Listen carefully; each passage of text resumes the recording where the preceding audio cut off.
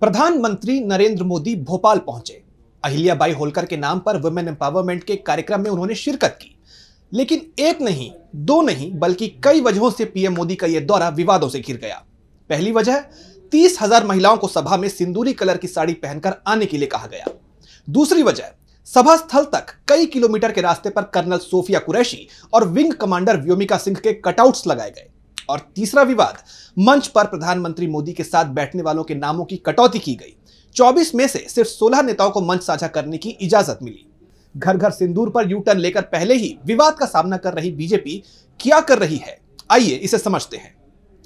पहला विवाद, कार्यक्रम में शामिल होने वाली 30,000 महिलाओं को सिंदूरी रंग की साड़ी पहनने का निर्देश दिया गया। यह नजारा भोपाल की सड़कों पर लाल रंग की लहर जैसा दिखा, लेकिन इस फैसले ने कई सवाल खड़े कर दिए। कई लोगों का मानना है कि यह सिर्फ एक ड्रेस कोड नहीं, बल्कि ऑपरेशन सिंदूर की सफलता को राजनीतिक रंग देने की कोशिश थी। लेकिन सवाल यह है कि क्या इस साड़ी के निर्देश के पीछे बीजेपी की मंशा केवल नारी शक्ति को सम्मान देना था, या फिर ऑपरेशन सिंदूर का क्रेडिट लेकर वोट बैंक को मजबूत करने की यह रणनीति थी। एक एक्स पोस्ट में लिखा गया, घर घर सिंदूर का दाम नहीं चला तो अब साड़ी के बहाने क्रेडिट लेने की कोशिश। यह सवाल उठता है कि क्या यह आयोजन नारी सशक्तिकरण का उत्सव था या फिर एक सुनियोजित राजनीतिक प्रचार। दूसरा विवाद तब उभरा जब भोपाल की सड़कों पर सभा स्थल तक कई किलोमीटर तक कर्नल सोफिया कुरैशी और विंग कमांडर व्योमिका सिंह के कटआउट्स नजर आए। ये दोनों महिला सैन्य अधिकारी ऑपरेशन सिंदूर की सफलता को दुनिया के सामने लाने वाली प्रेस कॉन्फ्रेंस का हिस्सा थी। इनके शौर्य ने नारी शक्ति की नई मिसाल कायम की। मगर इन कटआउट्स को लेकर सवाल उठे कि क्या बीजेपी सेना के पराक्रम को अपने नाम करने की कोशिश कर रही है। अब सवाल यह है कि सोफिया कुरैशी और व्योमिका सिंह का शौर्य सेना का है, तो फिर इसे बीजेपी के झंडे तले क्यों लाया जा रहा है।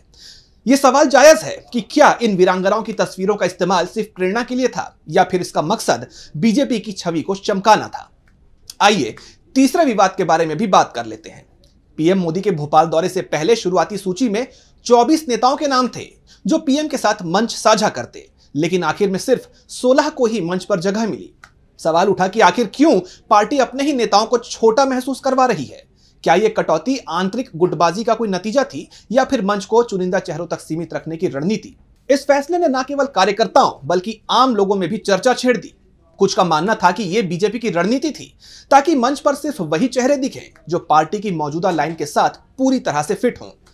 दरअसल इस आयोजन का मकसद अहिल्याबाई होलकर के नाम पर नारी सशक्तिकरण को बढ़ावा देना था। मगर सिंदूरी साड़ी, कटआउट्स और मंच की सियासत ने इसे विवादों के घेरे में ला दिया।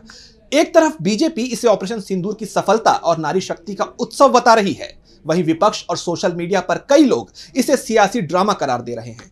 कर्नल सोफिया कुरैशी को लेकर पहले ही मध्य प्रदेश के मंत्री विजय शाह की विवादित टिप्पणी सुर्खियों में थी, जिसके लिए सुप्रीम कोर्ट ने उन्हें राहत दी थी।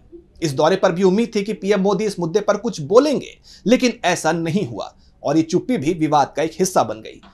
लेकिन इन तमाम विवादों के बीच बीजेपी को अपनी गलती का एहसास होगा, ऐसे आसार तो फिलहाल नजर नहीं आ रहे हैं।